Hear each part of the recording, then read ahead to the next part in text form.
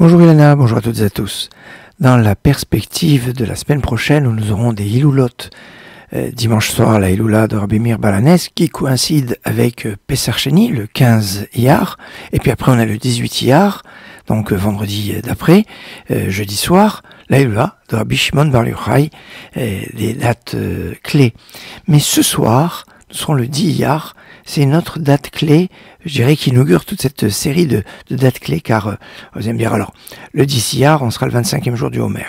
25, c'est exactement le milieu, Netzach Benetzach, le 4e jour de la 4e semaine.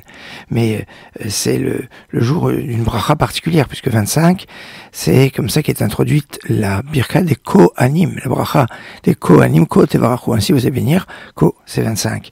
Mais c'est aussi un jour qui, a priori, dans le Shulchan Aruch, est marqué comme un jour de jeûne.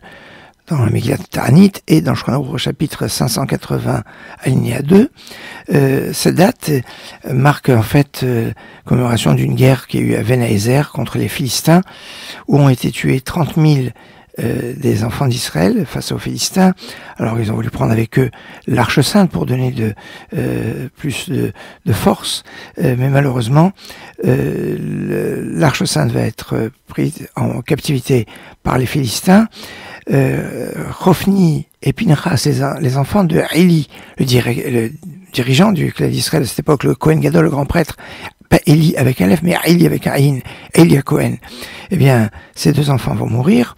Eli à Cohen va aussi, en apprenant la nouvelle, tomber à la renverse à l'âge de 98 ans et va aussi mourir. Eli à Cohen, c'était le rave de Shmuel, du prophète Samuel. C'était donc et il officiait dans le Mishkan à Shiloh. Shiloh, c'est le Mishkan qui était après le Mishkan de Gilgal. À Gilgal, le sanctuaire était pendant 14 ans, depuis l'entrée des enfants d'Israël en terre d'Israël. Il était établi pendant 14 ans à Gilgal, et puis après à Shiloh pendant 369 ans. 369 ans, c'est juste 41 ans de moins que le premier Beth Amikdash de Jérusalem, ou 51 ans de moins de deuxième Beth Amikdash qui sera aussi à Jérusalem, qui va durer respectivement 410 ans, 420 ans. Donc 369 ans, le Mishkan Shiloh, c'est important. Après, le sanctuaire, ça va être le sanctuaire de Nov, pendant 14 ans, et c'est la ville qui a été détruite par Shaoul à cause de l'histoire de la Shonara. Bon. Et puis après, ça va être Giv'on, Kiryat Yarim, pour après être à Jérusalem. Alors, destruction d'après certains, le 10 Iyar, du Mishkan Shiloh, du sanctuaire de Shiloh, après 369 ans d'existence, c'est pas rien. Mais on dit, depuis la destruction du temple, Dieu, il n'a que les 4 coudées de l'Halacha. Et c'est très intéressant parce qu'il y a 2 grands maîtres clés de l'Halacha, dont la Hiloula sera ce soir.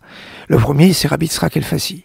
Rabbi Yitzhak El-Fassi, qui est né en Algérie, en 1013, qui est parti étudier à Kérouan, en Tunisie, puis après à Fès, d'où son nom El-Fassi, et puis après la fin de sa vie, il est parti en Espagne, où il a remplacé Rabbi Yitzhak Ibn Jiyat, à côté de Tolède. Il était entre la période des Géonim, c'est presque un Gaon. Vous savez, les Gaon, ce sont les grands maîtres de Babylonie qui ont succédé à la période du Talmud. Donc, c'est les périodes, en tout début des périodes des Rishonim, Rashi, etc. C'est au tout début. Il est niftar en 1103. Il va avoir parmi ses élèves Rabbi Yosef Ibn Migash, qui lui-même va être le maître de Rabbi Mimoun, qui lui-même est le maître de son fils, Rabbi Moshe Ben Maimon, le Rambam Maimonide.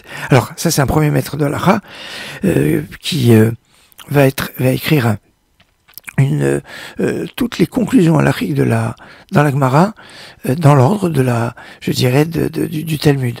C'est un ouvrage extrêmement intéressant et qui est une des bases quand Rabbi Yosef Kora a écrit le Shulchan Aruch, il s'est basé sur lui, sur le Rambam aussi et sur le Rosh, c'est les 3. Et puis ce sera aussi la Hiloula ce soir de Rabbi Yosef Tomim. Rabbi Yosef Tomim est né en Allemagne en 1727, il est niftar en 1792, et lui a commenté le Torah Zahav et le Magen Avraham, les commentateurs du Shulchan Aruch. Alors on a le Rif en amont du Shulchan Aruch et le Pri Megadim, commentaire extraordinaire du Shulchan Aruch.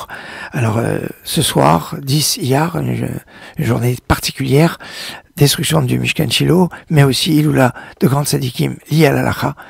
Excellente journée.